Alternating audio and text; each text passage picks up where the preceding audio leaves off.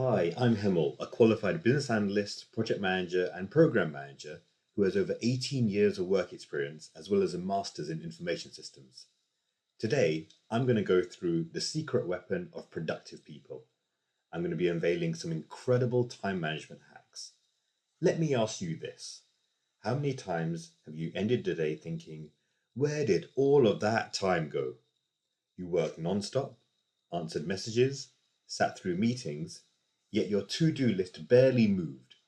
Meanwhile, there's that one colleague who somehow gets everything done, finishes on time, looks calm, and even has energy left at the end of the day to go to the gym or to have an incredible family dinner. What is their secret? It's not that they worked harder, it's that they've learned how to use their time as their secret weapon. In the next couple of minutes, I'll show you exactly how to reclaim your time, focus on what matters, and perform at your absolute best, whether you work in an office, from home, or lead a busy team. Think of time management as your personal defense system against chaos. A lot of studies have shown that poor time management costs professionals over 2 hours every single day. That's not just wasted minutes, that's 10 hours a week. Over a whole year, that's more than 3 full working weeks gone just due to inefficiency. Now imagine what you could do with that time. You could either do an online course, you could start a small business on the side. You could actually enjoy your Sundays without that work guilt.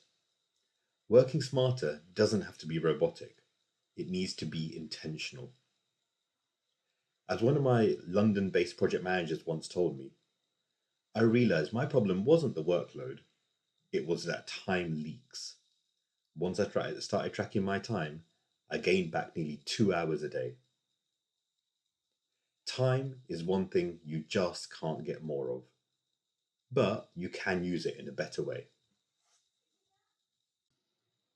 Let's talk about one of my favorite productivity truths, Parkinson's Law.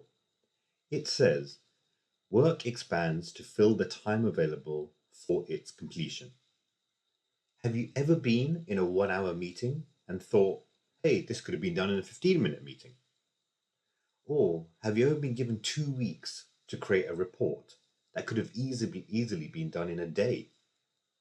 What happens in that scenario? Well, you used a full 2 weeks, don't you?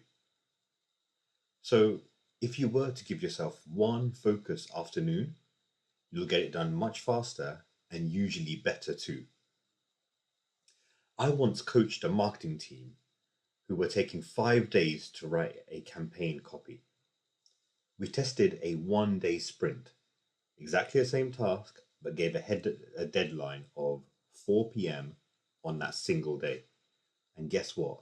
They absolutely nailed it. They proved that they didn't need the 5 days. Deadlines aren't just pressure, they're power. So next time you set yourself a task, or you give someone else a task, give yourself or them less time. Your focus will sharpen and any distractions will melt away. Most people overcomplicate productivity, but sometimes we should just simplify it. Here's the 3-2-1 rule that some of the top professionals use. For 3, they must focus on 3 key tasks for that day, not 20, not 10, just 3 things that they really want to move. For 2, it's 2 minutes. If something takes 2 minutes or less, just do it immediately. Don't let those small tasks clutter up all your mental space. And 1, work out what your one big goal is for the week, something that gives your work massive direction. For example, let's say you're in finance. Your 3 daily tasks could be to finalize the month end report, follow up with a key client, and prepare for tomorrow's forecast. For the 2 minute rule, it could be replying back to a quick query about saving a file properly. And then your one big goal for the week, completing the quarterly analysis ahead of schedule. Just give it a go. Maybe try it today, maybe try it tomorrow. Before you check your emails, write your 3-2-1 list. and you'll start your day in a proactive way, not a reactive way. Procrastination is the silent productivity killer, and we're all guilty of it. So let me take you through a 3-step process. Step 1, identify your triggers. Maybe you delay tasks that you feel are overwhelming, or you get lost in perfectionism, or maybe you're just tired. As long as you can identify your triggers, we can move over to step 2, which is breaking it down. It could be a massive task like writing a proposal, and it may feel impossible. Instead, start with the outline structure or draft your first section. Then we got step 3, the Zeigarnik effect. Once you start, your brain hates leaving it unfinished. So go ahead and get it completed. Just to give you an example, a colleague of mine dreaded updating client reports. I told him, just open the document and write the first line, and that's it. When I said that, he did laugh, but then he did it, and he ended up finishing all 5 reports in a single afternoon. So just remember this, momentum beats motivation. Just get started. Another hack that I use is working in 90-minute cycles. It's something that's been backed by science and used by elite performers, from athletes to CEOs.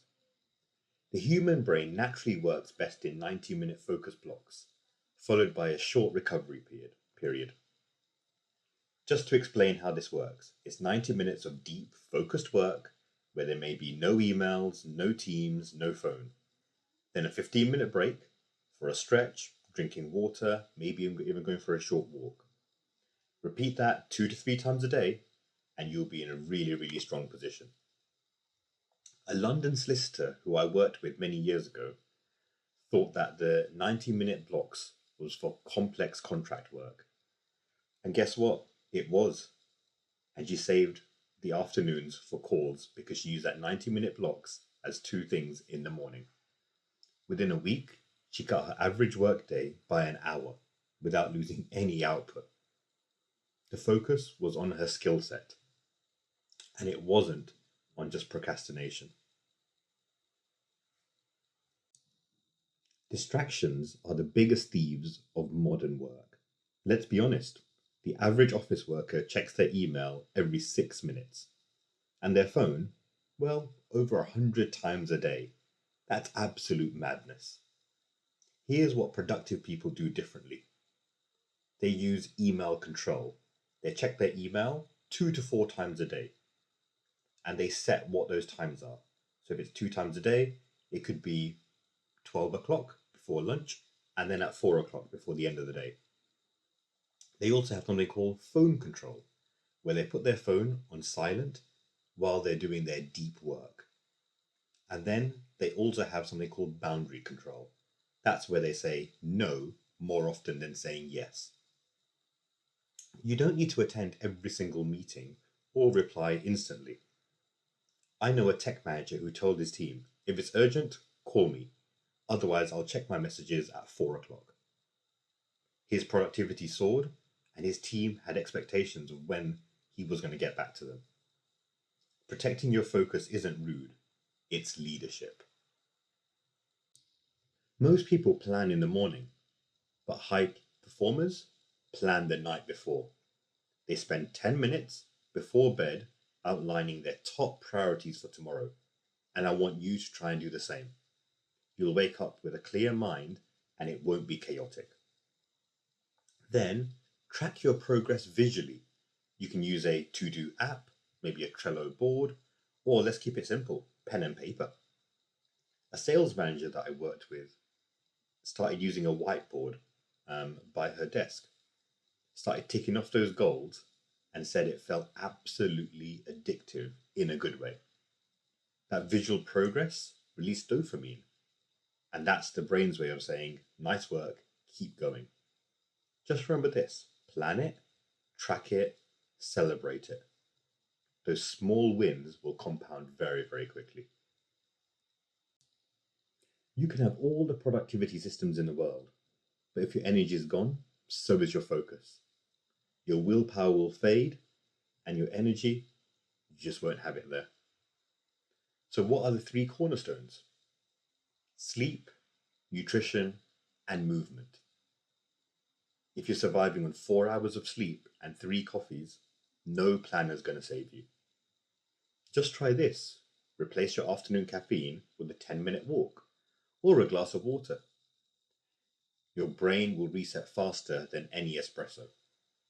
And if you can, schedule your demanding tasks for your energy peak, which is usually early in the morning or mid-morning for most people, but not late in the afternoon. I once had a client who moved their strategy sessions from 4 p.m. to 10 a.m., and the results improved immediately. Productivity isn't about discipline, it's about your energy flow. So here's your call to action. Don't just watch this and nod. Pick one of these hacks, maybe the 3-2-1 rule, maybe the 90-minute work cycle, and start today, but latest tomorrow. Don't wait for Monday next week, and don't wait for your motivation. Just begin. Because productivity isn't about doing more, it's about doing what matters with absolute clarity, with the right level of energy, and purpose. You control your time, and when you do that, you also control your future. Drop a comment below and tell me which hack you're trying first.